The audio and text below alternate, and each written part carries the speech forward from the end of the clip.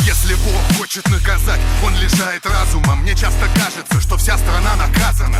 Как в фантастическом рассказе вижу сияние над головами людей. Это не знак святости, это признак разложения на уровне морали, убеждений, принципов, идей.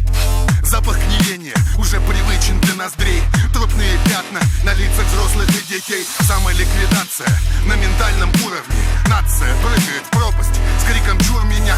Вскоре мы вымрем все, как мамонты. Молодые мамы с ягуаром и парламентом. Кто что мутит, тот то и выхватит.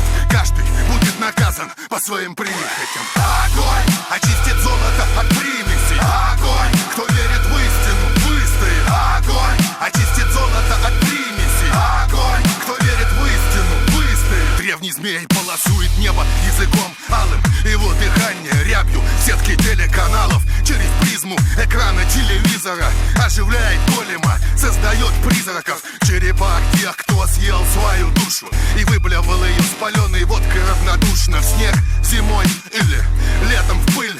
Два абьюзерных типа сняли это на мобильный. Смотри в сети, ищи по тегу вырожденцы. Дрочить, сосать, кончает секс с младенцами. Я жду последний пожар, а ты беги.